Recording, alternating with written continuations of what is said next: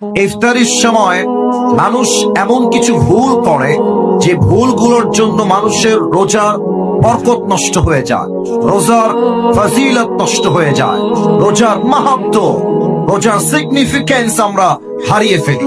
আমি রিসার্চ করে পেয়েছি, মানুষ যখন ইফতারি করে 5টা ভুল এমন করে যে ভুলের জন্য মানুষের রোজার ফজিলত, সওয়াব, মাহাত্ম্য, সিগনিফিকেন্স নষ্ট হয়ে যায়।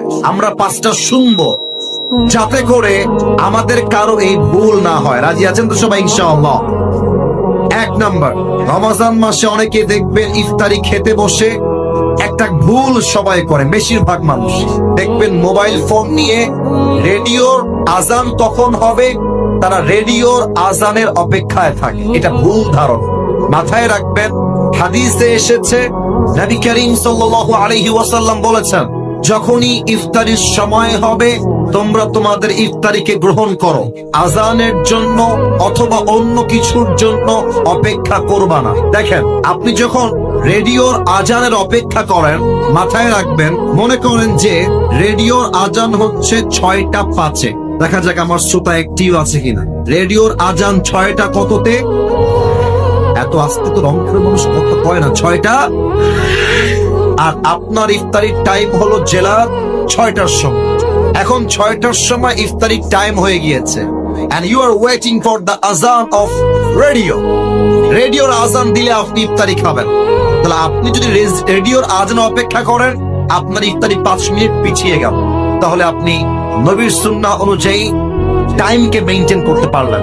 অতএব এখন থেকে নিয়ত করে রাখেন, ইফতারির যখনই টাইম হয়ে যাও, যেখানে যেই জেলায় যেই টাইম, ওই টাইমে ইফতারি খাবো। আজান দিলেই খেতে হবে এটা কোনো শর্ত নয়। আল্লাহ সবাইকে রাইট টাইমে ইফতারি গ্রহণ করার তৌফিক দান করুন। পড়েন সবাই আমিন।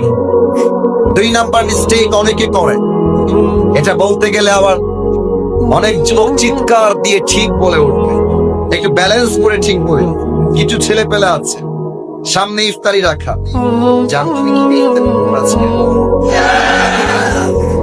ইফতারি সামনে রেখেই চ্যাটিং করে। তো ছেলে রাখে, আমি তো আজকে বেগুনি করেছি, তুমি কি বেগুনি খাবার? যান, তোমাকে দিয়ে আসবো। সব কনফার্ম জান্নাতি টাইপের মেসেজ তারা সেন্ড করে।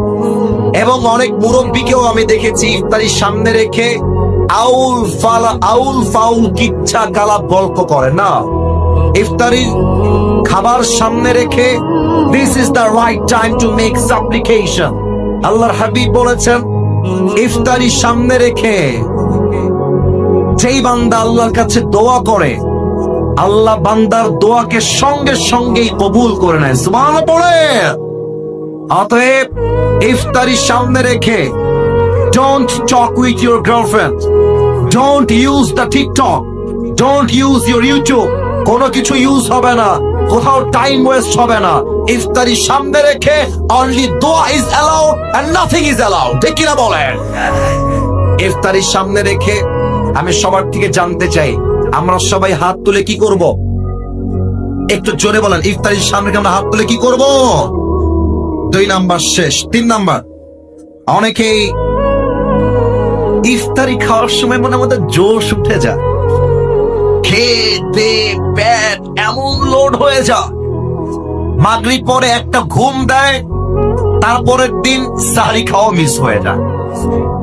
আর বিশেষ করে দেখবেন কিছু ছেলে পেলে আছে খাইতে বসলে গরু ফেল করে ফেলে, আর ইফতারি এমন ভাবে খায় জীবনে মনে খাবার চোখেই দেখে নাই। এটা হাদিসে নিষেধ আসছে, এত বেশি খাওয়া যাবে না। একটু ব্যালেন্স করো, একটু ব্যালেন্স করো। পানি খাও, ফলমূল খাও, আর জাস্ট একটা পেঁয়াজি বা আলুর চপ খাও। যত ভাজা পোড়া কম খাবা, তোমার পেট ক্লিন থাকবে। যত কম খাবা, ইবাদতে মনোযোগ থাকবে। যত কম খাবা, শরীরটা, ফিটনেসটা ভালো থাকবে। অতএব ইফতারি আসলেই আবেগ দিয়ে নয়, বিবেক দিয়ে ইফতারি খাওয়া লাগবে। ঠিক কিনা বলেন? আচ্ছা, বেশি খেলে ক্ষতি কি হয় খেয়াল কর। খুব খেয়েছেন আর যখন উঠবেন দেখবেন যে আর উঠতেছে না, লেগে গেছে মাদ্রাসা। তখন কি মনে হবে যে মাগরিবটা আজকে মসজিদে যাবো না, বাসায় পড়ে নেই। মাগরিব পড়ে দেখবেন যে এত ক্লান্ত শরীর লাগবে যা আপনার তারাবি পড়ার মনটা হারায় যাবে। বিধায় ইফতারি হবে সীমিত, ইবাদত হবে বেশি বেশি, ঠিক কিনা বলে? 3 নাম্বার শেষ, বাকি আছে আর মাত্র 2টা। 4 নাম্বার, এটা বড় মারাত্মক জিনিস, খুব খুব খেয়াল করবেন। অনেকেই এই যে আওয়াজ হবে না, ভলান্টিয়ার্স তোমরা আওয়াজ করলে আমরা যাব কোথায়? আওয়াজ নাই, সবাই একটা তাকবীর দেন, নারায়ে তাকবীর। আচ্ছা, আমার কথা কি বোঝা যায়? আমার কথা বুঝতে বা ভাষা বুঝতে কোন সমস্যা আপনাদের হচ্ছে না তো? আচ্ছা, 4 নাম্বারটা খুব খেয়াল করবেন। এই মিস্টেকটা আমরা অনেকেই করে থাকি।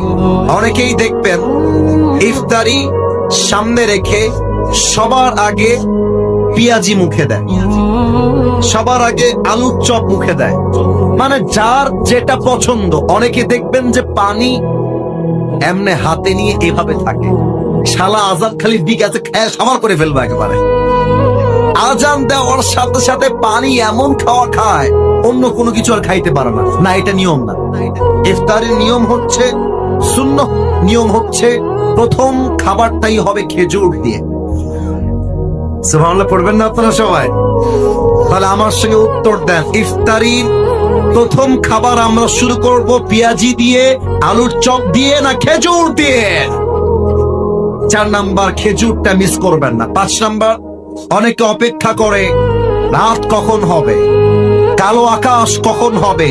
এটা ইহুদদের কাজ ছিল। ইহুদিরা আকাশ কালো না হওয়া পর্যন্ত ইফতারি খেত না, এটা ওদের সিস্টেম।